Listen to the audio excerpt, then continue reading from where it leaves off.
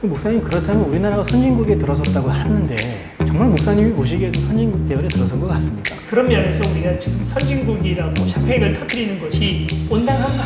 그런데 유일하게 자전거는 훔쳐갑니다. 지금 우리 국가에 부강한 우리가 어떤 자세를 가져야 될까?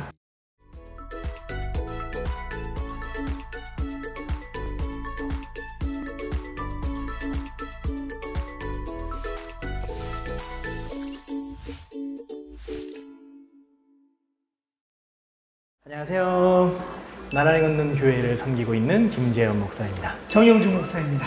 얼마 전에 우리나라에 경사가 났죠. 선진국 대열에 들어서게 됐다. 저 어렸을 때만 해도 우리는 개발도상국으로서 선진국에 대한 부러움으로 계속 열등감을 자극하는 교육을 받았던 것 같아요. 그렇죠. 얼마 전까지만 해도 우리나라는 개발도상국에 위치해 있었는데 선진국이 됐다라는 소식을 듣고 우리가 벌써? 우리나라가? 코로나 대처하는 걸 보니까 뭐 프랑스, 영국 좀 잘 알고 있던 선진국들이 해가는 모습들을 우리가 그쵸. 많이 봤잖아요. 네. 국뽕이 차오르는 오히려 그런 모습들에서 이런 것도 선진국의 하나의 모습일 수도 있겠구나라는 생각도 들더라고요. 네. 지금 뭐 코로나 대처 또는 아니면 경제 돌아가는 모습들, 그런 모습들을 보면 우리나라가 정말 좋아지긴 많이 좋아졌구나 하는 생각이 들더라고요. 목사님, 그렇다면 우리나라가 선진국에 들어섰다고 하는데 정말 목사님이 보시기에도 선진국 대열에 들어선 것 같습니까? 네, 어떤 면에서는 국민들의 의식이라든지 이런 부분들은 확실히 나아진 부분들이 있지요. 그 중에 하나 뭐 예를 들자면 예전에 코리안 타임이라는 얘기 맞아요. 있었죠. 약속 시간 전후로 30분. 네, 요즘은 코리안 타임이라는 이야기 들어본 적이 없어졌어요. 있어요? 한 20년 전서부터는 들어본 적이 없어요. 시간 약속 자체가 굉장히 중요한 시기가 됐어요. 예, 그렇죠. 5분, 10분만 늦어도 요즘은 눈치도 많이 봐야 되고 국민 의식들 이런 것들도 많이 달라져서. 어제도 1시간 늦어서 혼나셨다고. 아닙니다. 네. 그게 요새 왜 나와? 공원이라든지 이런 곳에 뭐 우리가 선진국으로 일컬어진 뭐 이탈리아라든지 영국 이런 데서는 사실 다 훔쳐가죠. 예, 5분, 10분 지나면 다 없어지거든요. 근데 저희 나라는 없어지질 않아요. 저희 아내도 한 번은 은행 현금 인출기 돈봉투를 발견했는데 500만 원이 들어있었어요. 그대로 경찰서에다가 드렸어요. 그래서 돈 찾으신 분이 한 푼도 살해하지 않았어요. 그런데 유일하게 자전거는 훔쳐갑니다. 자전거 이상하게 그 참 희한해요.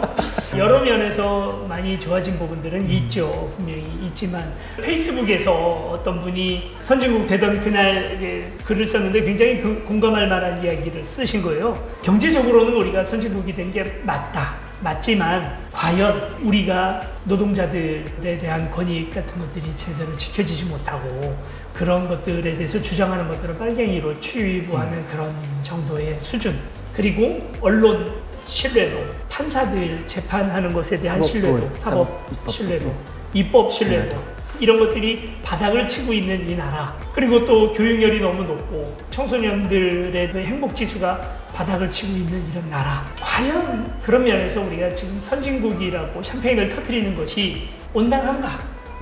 그런 이야기들을 써놨어요. 성경에도 이스라엘이 최대로 부강했던 적이 있었잖아요. 여로보암 2세가. 여로보암 2세. 근데 그게 사실은 사정이 좀 있었어요. 그게 이스라엘이 잘해서 그런 게 아니라 아수르가 강성해지고 있던 때거든요.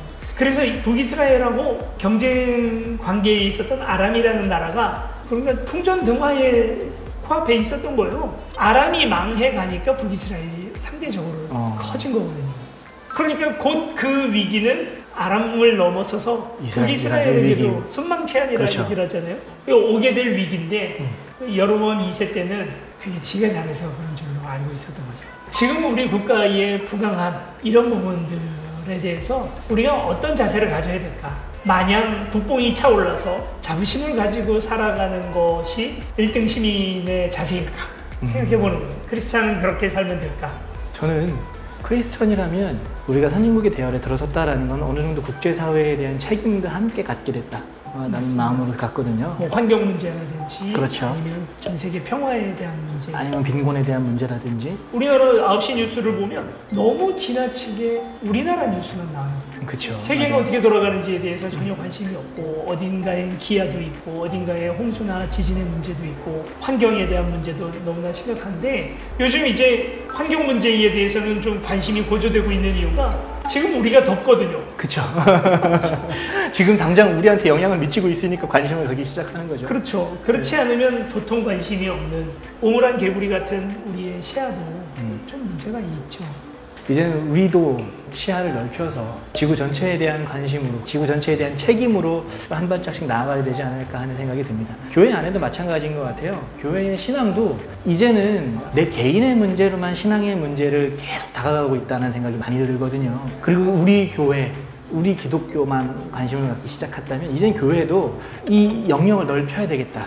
예수 믿지 않는 사람들에게까지도 그 사람에 대한 목적이 꼭 교회를 데리고 오는 것만 목적을 가지고 교회가 활동하는 것이 아니라 전 인류에 대한 책임감을 가지고 어떻게 보면 하나님께서 우리에 대한 비전이 김근주 교수님은 공공성이라고 얘기하더라고요. 예. 공공성, 그리스도인의 공공성의 회복이다.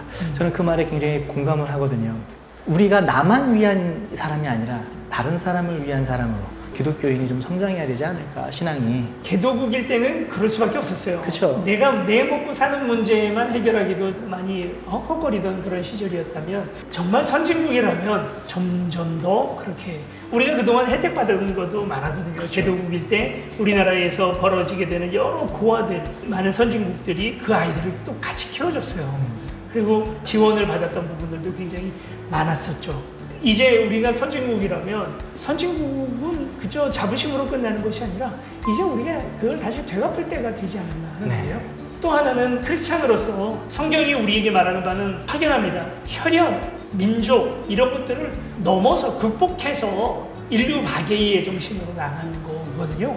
그러니 일본 밉다, 우리 잘한다, 우리 민족 대단하다 하는 것에 대해서 여러분 너무 귀 기울이지 마세요. 더욱 겸손해져서 나아가야 하고 민족이라는 경계를 넘어서도록 만든 것이 예수님이시거든요. 우리도 대한민국 한민족 단군의 자손 이런 이야기들보다 우리가 잘하는 민족이고 우리가 근면성실한 민족이다라는 그런 국뽕 말고 아름다운 사랑으로 나아갈 수 있으면 좋겠어요. 오늘 주제가 굉장히 심오합니다. 선진국민 여러분, 선진국민 다워지기 전에는 선진국 얘기도 그만합시다. 그래도 잘한 건 잘한 거지. 올라갔으니까. 예, 뭐 잘했죠. 다들 애만 있었고 IMF 다 뚫고 나와서 이렇게까지 성장했다는 건 참 대단한 거죠. 대한민국인이기 이전에 우리는 크리스찬이잖아요. 그렇죠. 예, 그 생각을 좀 먼저 해야 될 것 같아요. 예, 오늘 여기까지 할게요. 네. 안녕. 안녕.